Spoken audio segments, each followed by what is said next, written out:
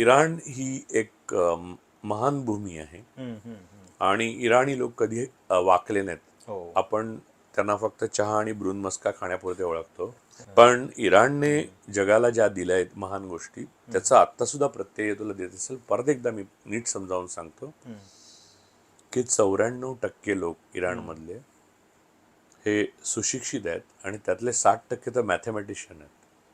Chess सारखा खेळ जो आहे बुद्धिबळाचा, तो इराणकडनं आला. ट्रम्पना सुद्धा मान्य करावं लागलं. ट्रम्प म्हणाले ते फार हुशार लोक आहेत, हे आमच्या लक्षात नाही आलं, ते बुद्धिमान आहेत, ते मॅथमॅटिशियन आहेत. आणि अरे एक मुद्दा ट्रम्पनं लक्षात येईल घेतला कशाला पाहिजे लक्षात? की हे सगळं त्यांनी निर्बंध असताना केलेली प्रगती आहे. म्हणजे हा, कोणीतरी म्हणजे मी आता सांगतो की ज्याच्यावर त्यांनी अनेक ट्रोल्सनी हास्यास्पद कॉमेंट्स केल्या होत्या. संपूर्ण निर्बंध असताना अमेरिकेचे आणि इतर पाश्चिमात्य जगाचे स्वतःच्या बळावर आकाशात उपग्रह सोडणारा जगातला 9वा देश ठरला इराण. म्हणजे मॅथमॅटिक्सवर किती कमांड असेल त्यांचं लक्षात घे. त्यांनी आत्तापर्यंतची वॉरफेअर आहे, युद्ध, त्याची परिभाषा बदलली. ग्राउंडच्या खाली मिसाईल असणं आणि ती कम्प्लीट ग्राउंड भेदून वर येऊन ती जाऊन पडणं, म्हणजे डिटेक्टच न होणं आणि मग प्रत्येक वेळेला बदलणं, ही गेम थिअरी जी आहे त्याच्या मॅथमॅटिकल ॲनालिसिस त्यांनी विकसित केला आणि त्यामुळे आज 9 देश भाजून निघतायत त्यांना. आता लॅरिजॅनिमबद्दल बोलताना अजून मी तुला 2-3 गोष्टी सांगतो. इस्रायलचे हेतू शुद्ध नाहीत हे स्पष्ट दिसतं की लॅरिजॅनी हे खामिनेई नंतर ते मनुष्य होते ज्यांच्याशी अमेरिका बोलू शकेल. बरोबर. अमेरिकेला सोयीचे होते ते बोलायला.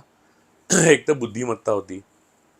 बुद्धिमत्ता सगळ्यांकडे, त्यांचे प्रेसिडेंट पण हार्ट सर्जन आहेत.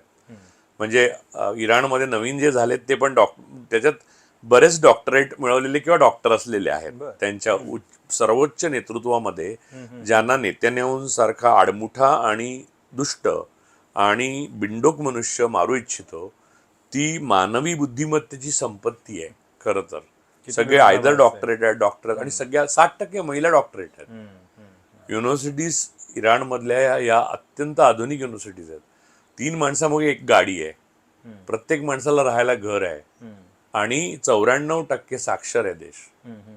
त्यामुळे या सगळ्या गोष्टी सांगून काय उपयोग नाही. म्हणा, तुम्हाला सांगतो की मोदी भक्तांसाठी पहिले पाढे 55 आहे. काही जगात हो, म्हणजे त्यांनी गटारीतनं गॅस काढून आता काय तेच खरं, हे बाकी सगळं जे वास्तवात आहे त्याच्याकडनं त्यांनी पाठच फिरवली. त्यामुळे कुठच्या तरी बुवा बाबाच्या नादी लागण्यासारखंच आहे.